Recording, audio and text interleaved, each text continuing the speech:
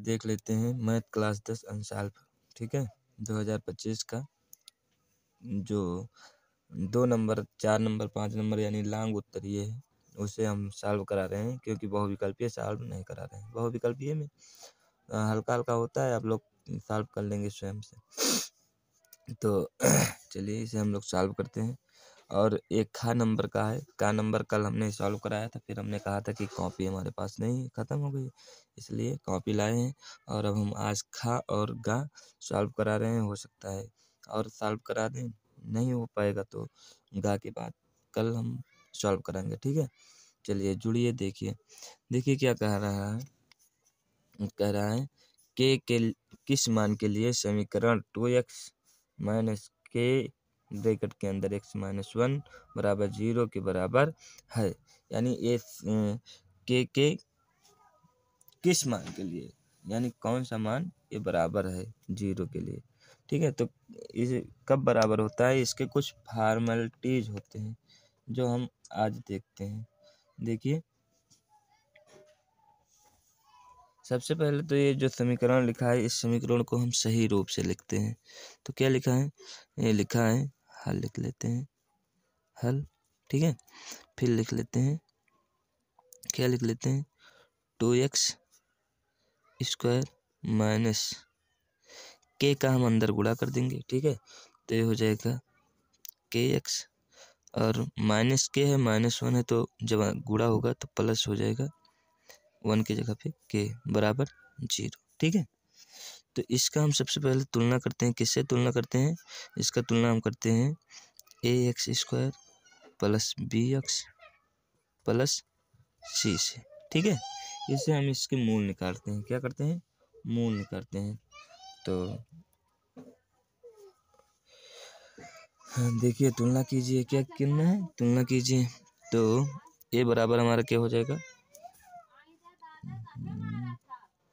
ये बराबर हमारा क्या हो जाएगा, ये हो जाएगा 2। बी हमारा क्या हो जाएगा, बी बराबर हो जाएगा माइनस के, क्योंकि जितने एक्स के गुणांक है उन्हीं को हम लेंगे। और सी बराबर क्या हो जाएगा, तो ये हो जाएगा प्लस के, ठीक है।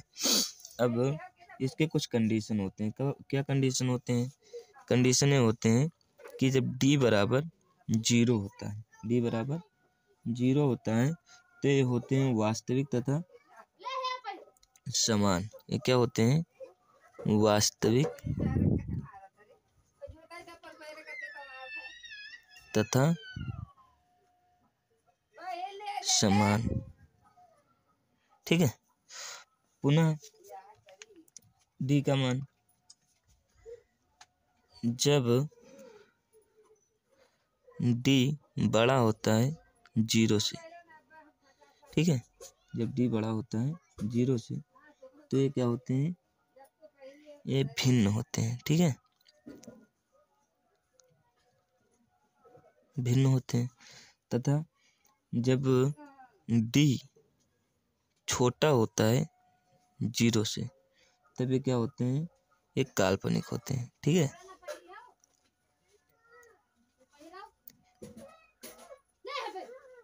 होते हैं, तो इसके एक कंडीशन है, क्या है, कंडीशन है, ठीक है।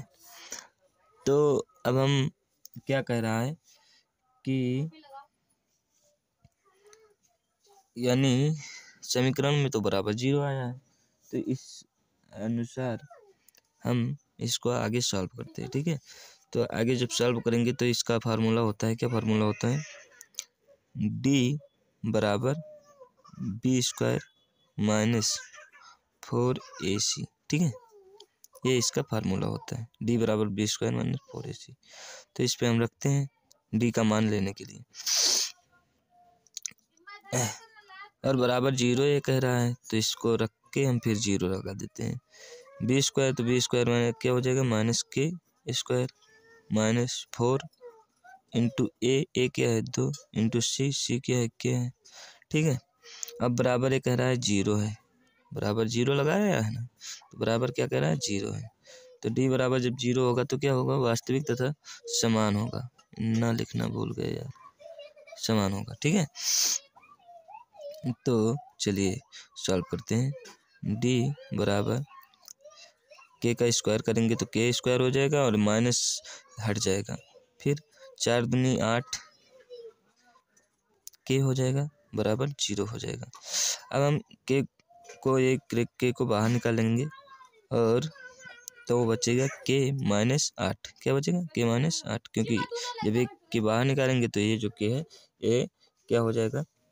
ये हो जाएगा गायब। ये हो जाएगा गायब। ठीक है, तो बराबर किसके है? 0 के। तो एक हो जाएगा के बराबर 0। एक मान के आएगा के का 0 आएगा और एक क्या हो जाएगा? के बराबर माइनस 8 था, तो जब के को हम बाहर निकालेंगे तो ये हो जाएगा के बराबर 8। दो मान हमें के प्राप्त होंगे, एक के बराबर 0 और एक के बराबर 8। ठीक है, ये हमारा पहला सवाल हुआ। अब हम दूसरा सवाल देखते हैं अपना। अब ये क्या कहा जा रहा है? गा नंबर एक वृत्त के चतुर्थांश का क्षेत्रफल ज्ञात कीजिए जिसकी परिधि 44 सेंटीमीटर है। ठीक है, तो पहले हम बना लेते हैं एक वृत्त। क्या बना लेते हैं? एक वृत्त। हम हाथ से बना रहे हैं भाई, तो इसलिए हो सकता है कुछ टेढ़ा मेढ़ा हो जाए, माफ करना। ये हो गया वृत्त। क्या हो गया? वृत्त। अब वृत्त की परिधि, तो परिधि किसे कहते हैं मालूम है? परिधि कहते हैं जो ये बाहर वाला सब्सटेंस एरिया होता है, ये होता है किसी वृत्त का परिधि। क्या होता है? परिधि। जो बाहर वाली एरिया होती है ये परिधि कहलाती है। ठीक है, तो इसे हम परिधि मान लेते हैं। तो ये टोटल परिधि कितना दिया है? 44 सेंटीमीटर। कितना दिया है? 44 सेंटीमीटर। ठीक है, अब पूछ क्या रहा है? एक वृत्त का चतुर्थांश। अब जो क्या है?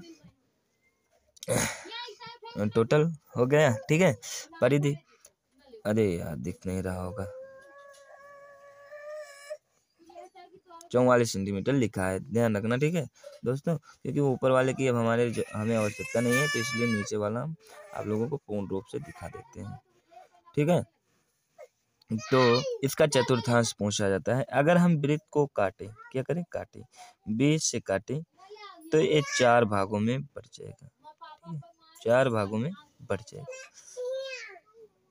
ठीक, अब ये 4 भाग में बट गया। इसके 1 2 3 4 भाग हो गए। चतुर्थांश पूछा जा रहा है, यानी पूरे वृत्त का 1/4 पूछा जा रहा है। क्या पूछा जा रहा है? 1/4। ठीक है, चतुर्थांश मतलब चौथा हिस्सा। हम मान लिया चतुर्थांश, इसे मान लेते हैं। ठीक है, ये हो गया हमारा चतुर्थांश। ठीक है, क्या हो गया? ये हमारे वृत्त का चतुर्थांश हो गया। तो ये जब चतुर्थांश है तो इसको हमें निकालना है। तो परिधि हमें पता है, लेकिन वृत्त का फार्मूला क्या होता है? वृत्त का फार्मूला होता है, वृत्त का फार्मूला वृत्त के पास ही रखें। वृत्त का फार्मूला होता है पाई आर स्क्वायर। ठीक है, अब चतुर्थांश पूछ रहा है तो बटे हम 4 कर देंगे। ठीक है, तो ये वृत्त का फार्मूला होता है। किसका? वृत्त का।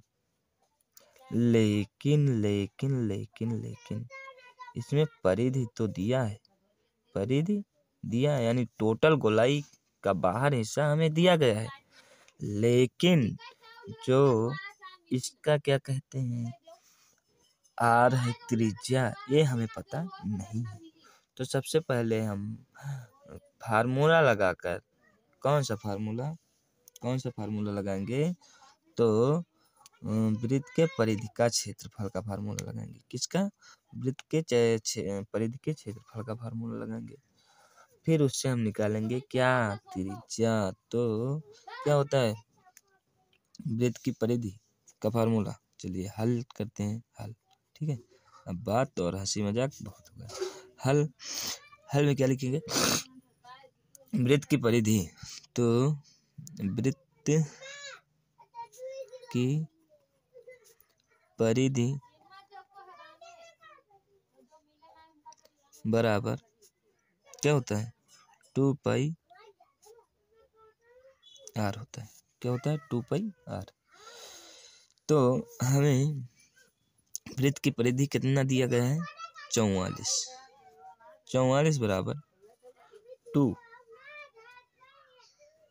पाई का मान 22/7 गुणे आर हमें निकालना है। ठीक है, अब हम क्या करते हैं, इसे आगे हल कर लेते हैं। आगे हल करें, बहुत छोटा छोटा सवाल है, चुटकियों में थोड़ा हम विस्तार से बताने में लॉन्ग वीडियो बना देते हैं, नहीं तो इसे लगाने में बस केवल 1 मिनट का टाइम लगेगा।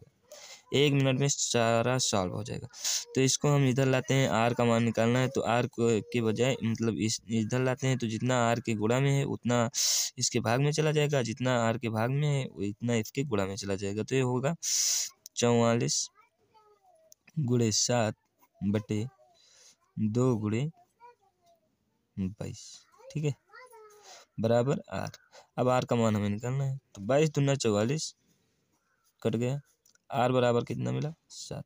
यानी आर त्रिज्या जो इसकी होगी वो कितनी होगी 7 होगी। त्रिज्या इसकी कितनी होगी 7 होगी। अब निकालते हैं 1/4 का भाग, मतलब हिस्सा कितना होगा चतुर्थांश का। तो चतुर्थांश का हिस्सा निकालने के लिए फार्मूला हमने पहले लिख दिया है। ये क्या होगा, पाई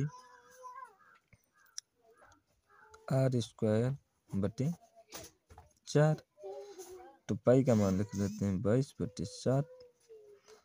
आर स्क्वायर का मान क्या होगा, तो आर स्क्वायर का मान हो जाएगा 7, क्योंकि आर हमारा कितना निकला है 7 निकला है। कितना निकला है 7 निकला है। ठीक है, अब 7 का स्क्वायर कर देते हैं, तो हमारा कितना आएगा आंसर। आंसर आएगा अभी नहीं, अभी इसे हल कर देंगे। तो एक 7 से एक 7 काट देते हैं, क्योंकि ये गुणा में है भागा में है, कट जाएगा। तो ये बचेगा 22 गुणे 7। तो 22 गुणे 7 करेंगे तो कितना आएगा, 7 दूनी 14 के 4 और 7 दूनी 14 और 1 15, 154 निकल कर आएगा। 154 सेंटीमीटर।